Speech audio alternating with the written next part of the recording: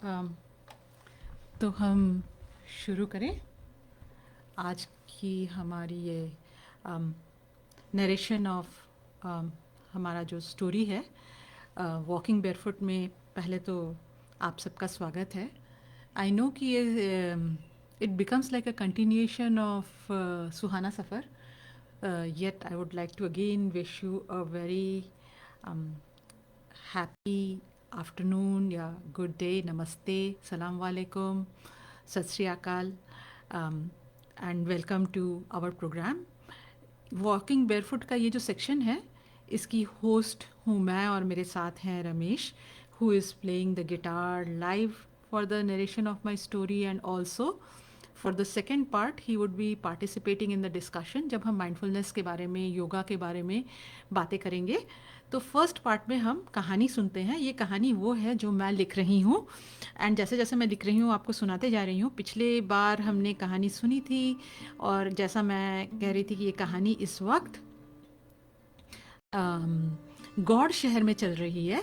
ये कहानी की शुरुआत जो है, इसका बेस या centre, epicentre of the story is in Sylhet which is in north east Bangladesh. लेकिन अभी जो हमारे कहानी का एक मेन कैरेक्टर है Madho, one of the main protagonist, इसमें 3 मेन कैरेक्टर्स हैं। एक की कहानी हम पहले सुन रहे थे जो टर्की से सिलहट की तरफ आ रहा है। ये दूसरा मेन कैरेक्टर है जो शिलहट से वृंदावन की ओर जा रहा है, बट अभी बीच में ही is in a city called Gaur.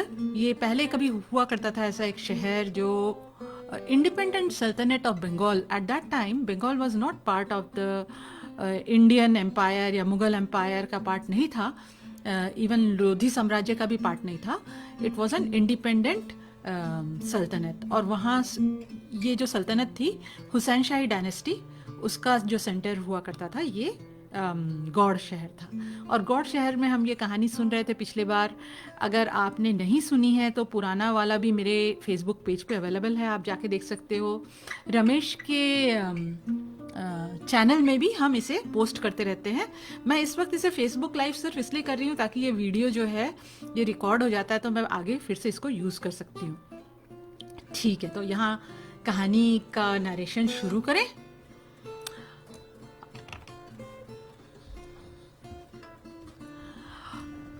Mohsin मियाँ मेरी ओर इशारा करते हुए सुरजीत बाबू से बोले, क्यों इस मासूम को कोठे के कीचड़ में खींच रहे हो? एक बार जो इस दलदल में फंसा वो धंसता ही चला जाता है। फिर जाने क्या सोचकर बोले, ठीक है, 8-10 दिन इसे मैं अपने साथ रख लेता हूँ, शायद अल्लाह की यही मर्जी है। मैंने कहा, मैं अपने घर वालों को बताकर आता हूँ। साधु बाबा की ही नहीं, मुझे मीना की भी चिंता थी। वो 1-2 दिन में ससुराल लौट जाएगी। मैं उसके जाने से पहले उससे एक बार मिलना चाहता था। उसे बताना चाहता था कि चंदाबाई बिल्कुल उसकी तरह लगती है, लेकिन उसका चेहरा मीना की तरह कोमल नहीं। संगीत मंडली के लड़के उसे नागिन कहते हैं। कहते हैं कि एक बार उसके चंगुल में जो फंस जाए उसका दिल पिंजरे में कैद हो जाता है। मोहसिन चाचा बोले, तुम कुम्हार टोला के कृष्ण मंदिर में ठहरे हो ना, साधु बाबा के साथ? कुम्हार टोला से कुछ लोग बांसुरी सीखने यहाँ आते हैं। तुमने कल मंदिर में बांसुरी बजाई थी, उसके चर्चे मैंने सुने थे। कुछ देर पहले जब तुमने बजाया, मैं भाप गया कि तुम वही हो जिसके बारे में मेरे शागिर्द बातें कर रहे थे। सुरजीत बाबू बोले, हाँ, मैं भी इसके बजाने से बहुत प्रभावित हुआ था, तभी इसे काम पे रख लिया। लेकिन चंदाबाई मुझसे नाराज हो गई। मोहसिन चाचा आसमान की ओर देखकर बोले, शायद इसका कुछ दिन मेरे साथ रहना चंदा के चिड़चिड़ेपन के इलाज के लिए जरूरी है। फिर आंख बंद कर जप करने लगे। या मुंताकीम या आफू, ये शब्द मेरे लिए नए थे, फिर भी दिल को छू रहे थे। पता नहीं ये जादू ध्वनि का स्पंदन कर रही थी या उनकी आवाज की कशिश। कुछ देर बाद उन्होंने आंखें खोली और बोले, ये इंतकाम की आग जिसमें वो जल रही है, ये उसे धरोहर में उसकी माँ सुमन से मिली। सुमन अपने आखिरी सांस तक इस आग में तिल तिल जलती रही। उसकी सांसों में एक ही जप था, बदला बदला बदला। यही जाप चंदा के बचपन की लोरी थी और यही उसके जीवन का मकसद बन गया। वो नागिन की तरह अपने हर ग्राहक को डस लेना चाहती है, उन्हें खत्म कर देना चाहती है। पिछले कुछ दिनों से जतिन बाबू यहाँ आने लगे। चंदा को पता है कि ये उसी घर से है जहाँ से सुमन धक्के मारकर निकाली गई थी। वो जतिन के पिता थे जिसने सरे बाजार में सुमन को बेइज्जत किया था। उसे वैश्या कहा था। सुरजीत बाबू ने पूछा, हमने सुना था कि सुमन बाई पेट में चंदा को लिए कोठे पहुंची थी। मोहसिन चाचा बोले, बिन ब्याही माँ के पास दो ही रास्ते होते हैं, या वो अपनी जान दे दे या कोठे में जा बैठे। वो गले में कलश बांध गंगा में डूब मरने गई थी। मैंने उसे वहां से बचा कोठे में पहुंचाया था। इसके लिए उसने मरते दम तक मुझे माफ नहीं किया। तुमने कहा कि जतिन के पिता ने सुमन को बेइज्जत किया, क्या वो चंदा के पिता थे? 20 साल पहले महाप्रभु और नित्यानंदम प्रभु अपने भक्तों के साथ कुम्हार टोला आए थे। यहाँ के लोगों में नई उमंग जग उठी थी। ढोल और मंजीरे की आवाज चारों ओर गूंजती रहती थी। जात पात भुलाकर लोग भजन कीर्तन में लगे रहते।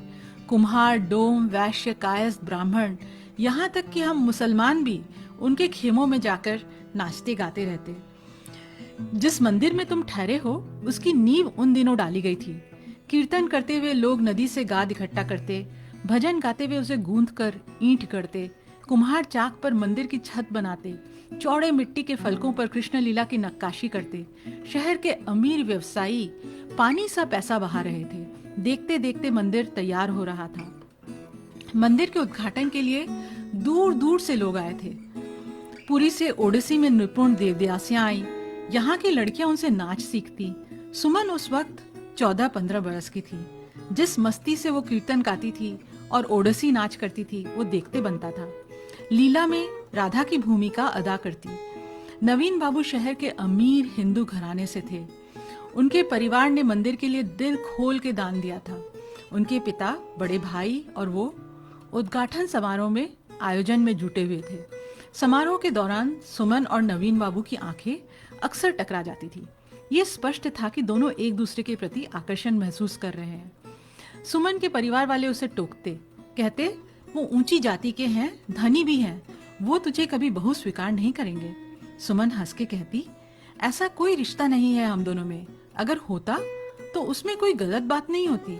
महाप्रभु ने तो कहा है, जात पात मायने नहीं रखता। देखा नहीं तुमने, उसके घर वाले हम सबके साथ उठ बैठ रहे हैं, खाना खा रहे हैं। महाप्रभु और उनके भक्त मंदिर के उद्घाटन के बाद पुरी लौट गए।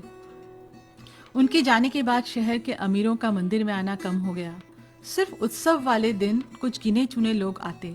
सिवाय नवीन बाबू के वो हर शाम आते। जाने कब और कैसे सुमन और वो इतने करीब हो गए कि सुमन के गर्भ में उनका बच्चा पलने लगा। सुमन ने जब उन्हें बताया तो उन्होंने उसे आश्वासन दिया कि वो अपने घर वालों से बातें करके शादी की बात करके जल्द लौटेंगे। सुमन इंतजार करती रही। जब कई दिन नवीन बाबू नहीं आए तो लाज शर्म छोड़ वो नवीन बाबू के घर पहुंची। आलीशान कोठी के बाहर पहरा दे रहे संतरियों ने उसे अंदर नहीं जाने दिया। वो रात भर फाटक के पास बैठी रही। अगले दिन जब नवीन बाबू के पिता घर से निकले तो गिड़गिड़ाते हुए नवीन बाबू के बारे में पूछने लगी। नवीन से मिलने के लिए इस तरह बेताब क्यों है तू? उन्होंने पूछा। उन्होंने आपसे बात नहीं की? मुझसे कहकर गए थे कि आपसे अनुमति लेकर मुझसे विवाह करेंगे।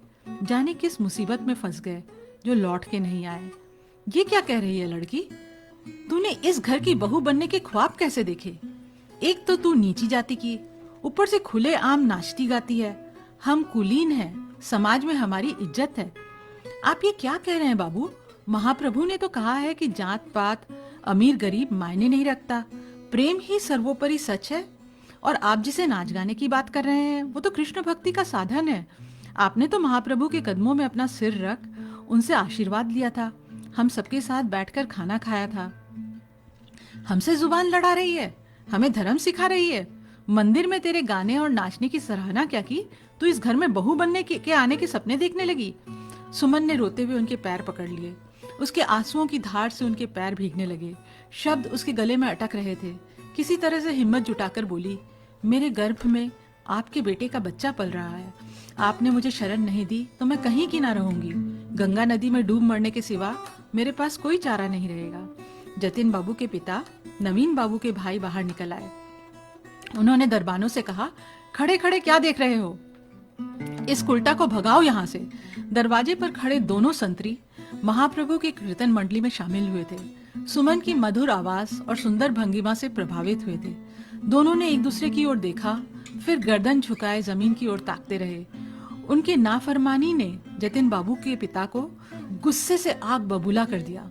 खुद ही सुमन की चोटी पकड़ उसे घसीटते हुए अपने पिता के पांवों से हटाया, फिर जोर से धक्का मारा। सुमन छिटक के दूर जा गिरी। इतनी जिल्लतों के बाद भी उसे उम्मीद थी कि नवीन उसे धोखा नहीं दे सकता। किसी तरह खुद को संभालते हुए उठी। उसकी नजर घर के ऊपरी मंजिल की खिड़की पर पड़ी। नवीन खिड़की के पास खड़ा था। सुमन से आंखें मिलते ही उसने पर्दा खींच लिया। उसकी इस बेरुखी से सुमन का दिल टूट गया। वो गिरते पड़ते नदी किनारे पहुंची। नवीन बाबू के घर के बाहर पहरा दे रहे दरबाने में से एक उसके पीछे चल पड़ा। नदी में डुबकी लगा। जब वो देर तक बाहर नहीं आई तो दरबान पानी में उतर उसे ढूंढने लगा। उसके बेहोश शरीर को पानी से किसी तरह बाहर निकाला। अपनी सांसों से उसके फेफड़ों से पानी को खींच निकाला। उसकी सांस और धड़कन चलने लगी, लेकिन उसकी देह निर्जीव सी पड़ी रही। दरबान को समझ नहीं आ रहा था कि वो क्या करे। दूर दूर तक कोई नजर नहीं आ रहा था। ये घाट का वो बदनाम हिस्सा था जहाँ कईयों ने आत्महत्या की थी। यहाँ आम लोग नहीं आते थे। समाज के निर्वासित लोग जैसे चोर, डाकू, वैश्या ही यहाँ आने की हिम्मत रखते थे। काफी देर बाद औरतों का एक जत्था वहां आ पहुंचा। उसमें से एक ने दरबान से पूछा, पानी में जान देने की कोशिश की इसने? दरबान खामोश रहा। उसे पता था कि ये प्रश्न एक औपचारिकता ही है। पूछने वाले को जवाब पता था। उस पल में दरबान को सुमन का भविष्य दिख गया था। मंदिर में कृष्ण के भजन गाने वाली, गीत गोविंद पे थिरकने वाली सुमन कोठे में मर्दों की हुवस पूरा करने के लिए, उनके कामाग्नि को भड़काने के लिए गाएगी, नाचेगी। यही उसकी नियति है। मैंने पूछा, आप ये सब कैसे जानते हैं? ये प्रश्न भी एक औपचारिकता ही थी। ये जाहिर था कि मोहसिन चाचा ही वो दरबान थे। कुछ देर खामोश रहने के बाद बोले, मैंने दरबान की नौकरी छोड़ दी। वैश्याओं की महफिल में बांसुरी बजाने लगा, सिर्फ इस वजह से कि सुमन को रोज देख सकूं। शायद मेरे नसीब में उसे बदले की आग में झुलस कर तिल तिल मरते देखना लिखा था। जिस दिन छोटी सी चंदा दुनिया में आई, मैंने सोचा था कि शायद सुमन में जीने की उमंग फिर जग उठेगी। उसकी तोतली बातों में वो अपने अतीत को भुला देगी, लेकिन ऐसा कुछ हुआ नहीं। अपनी कड़वाहट चंदा को सौंप गई वो। मोहसिन चाचा के आंखों से में आंसुओं की धार थी। उनकी आवाज की कंपन, उनके चेहरे का दर्द, उनके दिल में बसे प्रेम और ग्लानि को व्यक्त कर रहे थे। सुरजीत बाबू ने चाचा के कंधे पर हाथ रखा और बोले, होनी को भला कौन टाल सका है? बदलाव तो आया है। जिस परिवार ने कुम्हारों की बेटी को धक्के मार के निकाल दिए थे, उसी परिवार में कुम्हारों की बेटी बहू बनकर आई है। सुना है जतिन बाबू की माँ खुद उसका हाथ मांगने गई थी। सुमन की आह लग गई थी उस परिवार को। बड़े धूमधाम से नवीन बाबू की शादी रचाई थी उन्होंने। सोनार गांव के अमीर व्यापारी की बेटी को बहू बनाकर लाए थे बड़े बाबू, लेकिन उसकी कोख खाली रही। 5 साल बाद फिर ब्याह कराया उसका, लेकिन वो भी मां न बन सकी। जब तीसरी पत्नी की गोद भी खाली रही तो लोग नवीन बाबू की मर्दानगी पर उंगली उठाने लगे। सिर्फ नवीन ही नहीं, उनके भाइयों के घर भी कोई औलाद नहीं हुई। जतिन का जन्म इस कांड के पहले हुआ था। वही इस परिवार का एकमात्र वारिस है। जतिन की माँ पीर बाबा के पास मन्नत मांगने आई थी। पीर बाबा ने उसे बताया कि कुम्हारों की बेटी ही उनके परिवार को औलाद दे सकती है। सुरजीत बाबू बोले, लेकिन जतिन की आत्मा तो चंदा के पास कैद है। मेरी ओर देखकर मोहसिन चाचा बोले, शायद उसे छुड़ाने ही ये आया है। इसकी बांसुरी की धुन में के जादू से ही शायद कोई चमत्कार हो। सुरजीत बाबू बोले, आप जैसा कुशल कलाकार जो नहीं कर सका, वो भला ये कैसे कर सकता है? मोहसिन चाचा आसमान की ओर देखकर बोले, सब उसकी मर्जी है। मैं इस प्रसंग में पूरी तरह से उलझा हुआ हूँ। शायद इस वजह से मेरे बजाय धुनों में वो बिसात नहीं। सुरजीत बाबू मुझे चाचा के पास छोड़कर चले गए। रात भर जगे रहने की थकावट से काहिल मैं उनकी कुटिया में गहरी नींद में सो गया। न समय का होश रहा, न जगह का। जब नींद खुली तो चारों ओर अंधेरा था। कमरे के एक कोने में जप की आवाज आ रही थी। पहले तो मुझे लगा कि मैं कुम्हार टोला के मंदिर के पीछे के कमरे में लेटा हुआ हूँ, साधु बाबा को सुन रहा हूँ। जल्दी एहसास हुआ कि ये हरे कृष्ण का जाप नहीं था। आवाज भी अलग थी। एक अनजान दर्द और कशिश थी उस आवाज में, जो सीधे दिल को छू रही थी। मेरे रोम रोम में वो नाद समा रहा था। ऐसे लग रहा था जैसे मेरे सीने में कुछ पिघल कर आंखों से बाहर आ रहा है। कुछ देर बाद आवाज थम गई। चारों ओर सन्नाटा था। उस खामोशी में आवाज की गूंज को अपनी सांसों में, अपनी धड़कन में महसूस करते हुए मैं निश्चल पड़ा रहा। मुर्गे की बांग सुन मेरी तंद्रा टूटी और मैं उठ बैठा। मोहसिन चाचा बोले, बाहर कुएं में मुंह हाथ धो लो बेटा, फजर के नमाज के बाद तुम्हारा पाठ शुरू करेंगे। जब मैं तैयार होकर लौटा, रोशनदान में से आती हुई नरम आलोक में कमरे को पहली बार देखा। गौड़ में जिन घरों को मैंने अब तक देखा था, ये उनसे अलग था। मिट्टी की दीवारें, फूस की छत, शिलहट में हमारे घर की तरह। एक कोने में सिगड़ी और खाना बनाने के बर्तन, दूसरी तरफ दीवार में लगे 2 चारपाई, जिनमें से एक में मैं रात को सोया था। रसोई के ठीक उल्टी तरफ चाचा निश्चल बैठे थे। सिर्फ उनकी उंगलियों के बीच जपमाला के मनके हिल रहे थे। मैं अपनी बांसुरी हाथ में लिए उनके पास आकर बैठ गया। उन्होंने आंखें खोली, बांसुरी मेरे हाथ से लेकर एक तरफ रख दिया। पूछा, तुम्हें बांसुरी बजाना किसने सिखाया? मैंने पंछियों से सीखा, खासकर बिहंगराज से।